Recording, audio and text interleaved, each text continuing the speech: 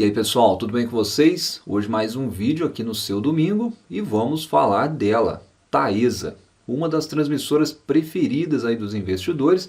Eu tenho também um pouco aí na minha carteira, mas o fato é que existem dúvidas, existem incertezas à frente em relação à empresa, então hoje nós vamos falar um pouco sobre isso, além ainda de valuation, vamos falar de preço teto, Datacom, dividendos, e mais algumas informações aí sobre a Taesa. Então, se você é investidor de Taesa, já se inscreve no canal, ative as notificações e me conta aí nos comentários quais elétricas que você investe. Então, vamos lá, direto ao ponto, começando aqui com as incertezas que pairam aí sobre a empresa, né? Começando com uma questão que um seguidor me pediu para comentar sobre a Taesa. Já faz um tempo aí, né, que se fala muito sobre a venda que a CEMIG pretende fazer da sua participação em Taesa. Essa imagem aqui, inclusive, foi um inscrito que me enviou e pediu para que eu comentasse sobre isso. Então, observem que a Taesa está aqui numa linha duvidosa, digamos assim, entre possíveis desinvestimentos da empresa, ao que parece, né? Qual que é a interpretação aqui? Ninguém melhor do que a própria CEMIG para saber da situação e do futuro da Taesa, certo? Então a própria CEMIG pode estar não só sinalizando a venda, mas dando a entender que existem melhores oportunidades no setor. É um ponto. E afinal, por que a CEMIG venderia Taesa? Justamente, né, para ela seguir a estratégia de investimento que ela tem feito até então, né, investimentos em ativos que ela julga mais rentáveis, ou seja, negócio para o futuro e expansão desses negócios. Seria uma venda estratégica se a CEMIG fizer mesmo esse movimento. Lembrando que a CEMIG tem uma participação bem relevante na Taesa, né? Mais de 21%, junto aí com a Transmissão Paulista com quase 15%. Então, na minha opinião, né, aqui a dúvida nem é em relação à possível venda por si só. Não há segredo em relação a essa intenção de venda. A questão aqui é o motivo da venda. Estaria a Taesa sendo vista aí como um investimento de baixo retorno para a CEMIG? Não sei, é uma questão a se levantar, inclusive por você, investidor. Mas calma, vamos adiante, né, para entender um pouco mais e dentro desse cenário o que nós, investidores, podemos fazer? Ir atrás de fatos, né? O que gera receita para a empresa?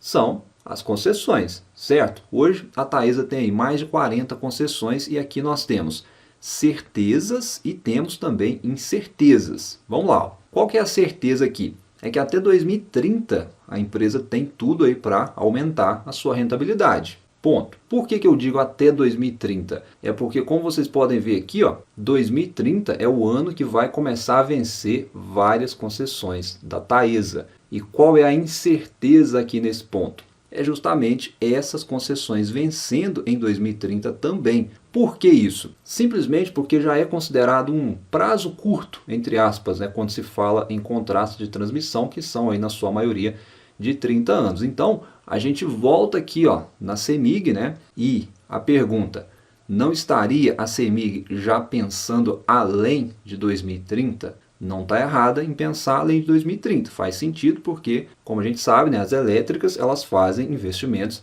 de longo prazo. Se a gente pensar que uma concessão feita agora vai vencer em 2050, 2030 está logo ali. E a sua visão como investidor também deve ser a mesma. Você não pode pensar só até 2030, você tem que pensar além. E os documentos aqui da empresa, ela nos dá pistas. É por isso que eu sempre falo aqui, né? Olhem o RI das empresas, esmiucem aqui os documentos, é só ler o que está escrito. Ficou na dúvida? Pesquisa e vai tirando aí as suas conclusões. Mas o que pode acontecer com a Taesa então? Essa imagem aqui ela nos diz muito. Ó. Isso aqui são os projetos da empresa que estão em construção. Ou seja, a empresa está se armando, né, contra isso aqui que a gente viu. Contra o vencimento recente, entre aspas, aí, né, que está chegando para essas concessões aqui. O lado positivo é que esses investimentos, como eu já falei, devem continuar impulsionando o EBITDA e a receita da empresa à medida, né, que a Taesa for colocando eles em operação. Então eu creio que esse crescimento de receita e de EBITDA ele deve se manter nessa linha de crescimento até 2030, pelo menos, dado que não vai ter concessões vencendo até lá. Volto a repetir, a incerteza é pós 2030. E aí a gente levanta mais uma questão, é que isso aqui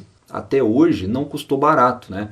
Esses projetos custaram a alavancagem da empresa, né? Quase o dobro aí de alavancagem, o que não deixa de ser mais uma incerteza. O racional mais óbvio aqui, né, de que a alavancagem cairia com o maior EBITDA que nós estamos imaginando daqui para frente desses projetos que estão entrando em operação. Mas isso não é uma certeza. Por quê? Basta a gente voltar lá no portfólio da empresa e a gente vê que depois de 2030 ela tem praticamente aí uma série de vencimentos, conforme eu falei, né? Praticamente sequenciais. 2031 tem vencimento, 2032, 34, 35, 36, enfim.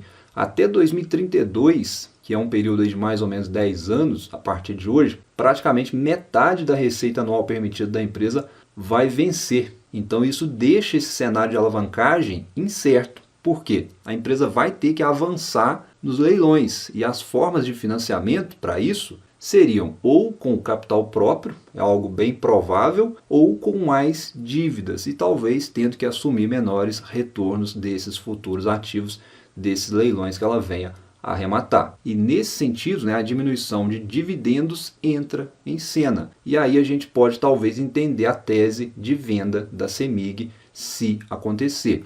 E que pode ser também a tese aí de muitos investidores estarem fora de Taesa hoje. Realmente, né? A Taesa sumiu aí de boa parte das carteiras de dividendos. É o que eu falei, a visão de longo prazo. E esse pensamento de longo prazo da Taesa é que está gerando dúvidas. Vamos agora ao valuation. Aqui tem que olhar para a EBITDA, não tem jeito, né? O mercado olha muito operacional hoje em dia, então veja que a métrica EV/EBITDA subiu, está mais de 30% acima. Esse indicador, quanto mais alto, seria ruim, né? Porque significa mais tempo para o EBITDA atual da empresa pagar o seu valor, né? No caso, pagar o EV. Então a gente quer esse número caindo e não subindo, como está acontecendo. E para a gente ser mais assertivo aqui na análise, né, como ele não reflete endividamento, a gente tem que fazer um outro cruzamento de informações que eu chamo, que é olhar a dívida líquida sobre EBITDA. Vejam aqui que está subindo. Dentro de um cenário de dívida subindo,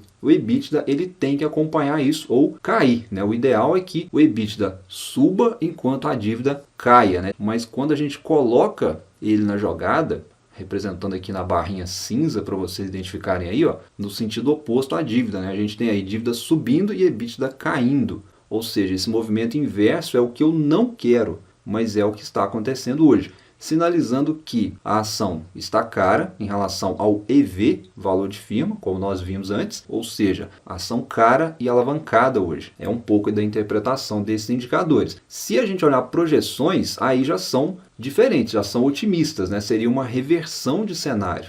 É isso aqui que eu gostaria que estivesse acontecendo hoje. Pode acontecer à frente essa reversão?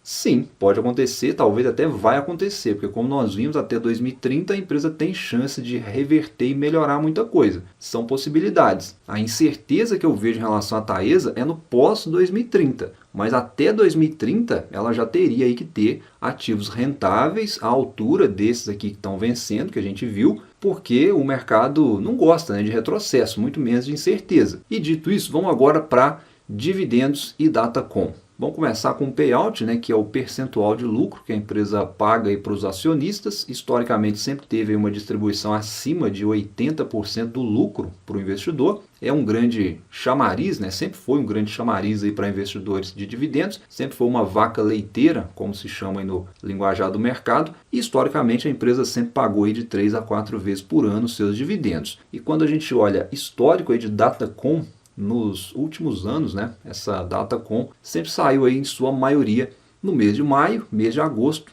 e também novembro e dezembro. Então a expectativa para agora, né, fica aí para agosto de 2023 para a gente ver se vai sair mais alguma coisa aí para o acionista em proventos da Taesa. E agora, falando de preço teto, se a gente pegar, né, uma média aí dos dividendos que a empresa pagou nos últimos 5 anos, nós temos uma média de R$ 3,17 pagos por ano. Olhando o yield histórico, a média da empresa ficou ali nos 11% e nos últimos 5 anos aí daria aproximadamente 10%. Então, para a Taesa, não faz sentido eu assumir um yield muito inferior a isso. Então, o mínimo aqui que eu vou aceitar receber por Taesa é 9%. Então, dividindo aí meus R$ 3,17 por ação por 9% de yield, eu chego num preço teto aí de R$ 35 aproximadamente. Ou seja, acima disso eu olho outras empresas mais baratas. Lembrando que esse é o meu preço teto, cada investidor vai usar a sua taxa aí que achar mais adequada, porém eu lembro a você que, como nós vimos, né, ela já está negociando bem acima aí no valuation, né, baseado na métrica do EV/EBITDA, que eu julgo aí a mais adequada para você fazer esse tipo de avaliação. Mas lembrando que isso é muito pessoal. E ainda nós temos aí a questão da perspectiva incerta, entre aspas, né, dado o cenário que eu exemplifiquei no início do vídeo. Então eu só reavalio o meu preço teto após novos fatos concretos, que talvez venham depois dos leilões que vão acontecer. A gente pode esperar também pelos resultados da empresa, né, até o final do ano ainda, sem pressa. Esse tipo de empresa não precisa ficar apavorado, achar que vai perder o bonde. Então vamos na calma que lá na frente dá certo. E até lá, ou após os leilões, por exemplo, né, as ações podem cair sim, tá? Não é certeza, mas é uma possibilidade dependendo de alguns fatores. E o primeiro desses fatores são os vendidos. Como eu já mostrei aqui antes, né, Taesa é uma ação muito shorteada na Bolsa de Valores. Sempre tem uns picos aí de vendidos que podem derrubar os papéis. E essa semana, inclusive, né, chegou a bater novamente aí recordes, ultrapassando aí 1 bilhão de saldo em aberto. A pressão vendedora em cima do papel é muito forte. Segundo ponto, né, são os leilões que vão acontecer. Conforme eu mencionei, né, a gente não sabe como que o mercado vai reagir caso a Taesa participe e venha arrematar algum lote. O que se espera é que ela participe e seja agressiva. É isso que a gente vai ter que esperar para ver. E isso pode gerar desconfiança no mercado e posterior queda nas ações se o mercado tiver dúvidas em relação ao retorno do projeto. E o mais importante, né, em relação ao retorno, como que vai ser o orçamento de capital? Como que a empresa vai financiar os possíveis novos projetos? Dias atrás, né, especulou-se aí, né, um follow-on. É uma possibilidade real, apesar da empresa ter negado, né? Mas na ocasião, quem lembra aí, né, o mercado ficou muito mal-humorado com isso, não gostou, mesmo sendo apenas um rumor, mas já serviu para nos dizer algo. Ou seja, sabendo disso, eu fico apenas de olho por enquanto, apenas esperando para, se cair, né, a gente pode sim reavaliar e fazer um novo aporte. Mas tudo pode acontecer, né? Pode ser também que a empresa seja bem sucedida no leilão, arremate algum lote aí com uma taxa atrativa, né? Vejo aí nessas informações aqui, ó. Esse período em destaque aí foram os períodos em que a Taesa arrematou lotes com os melhores retornos. Foi em um cenário de menor competição, quem sabe isso possa se repetir novamente agora. O cenário não está tão propenso assim à grande concorrência. A gente está falando aqui de grandes investimentos que vão demandar grandes financiamentos, ou seja, o custo da dívida vai pesar nesse leilão. E aí eu volto aqui, né, nas concessões que estão mais perto de vencer, e aí espera-se que ela vá para cima nos leilões, porque senão a partir de 2030 ela pode ter uma queda forte aí de receita e EBITDA. Talvez é um dos pontos de atenção que o mercado tem esperado por enquanto para ver o que vai acontecer, até a empresa realmente, né, renovar aí o portfólio com ativos rentáveis frente a esses aqui que estão para vencer. E de maneira geral, né, Taesa, na minha opinião, ainda segue um bom ativo, né? Sempre foi, acho que sempre vai continuar sendo um bom ativo, apesar hoje achar que está acima do preço de compra, na minha opinião. Imaginando que nós temos aí outras elétricas para estudar na Bolsa de Valores, algumas até em fase de colheita já, dívida baixa, com potencial de bons dividendos ou até bons investimentos, quem sabe até dentro aí do leilão que nós vamos ter. E ainda em relação à Taesa, vamos deixar a empresa trabalhar. Ela tem aí, né, até 2030 para reverter esse cenário incerto. Não é o fim para a empresa, então eu acho que não precisamos ter pressa aí para tomar decisões, nem de compra e nem de venda agora. Se você não comprou quando a bolsa estava caindo, não precisa apavorar agora só porque está subindo. Então, hoje foi só um vídeo aí de atualização em relação à Taesa, né, conforme vocês me pediram muito aí para trazer. Um abraço a todos, bons estudos e até a próxima.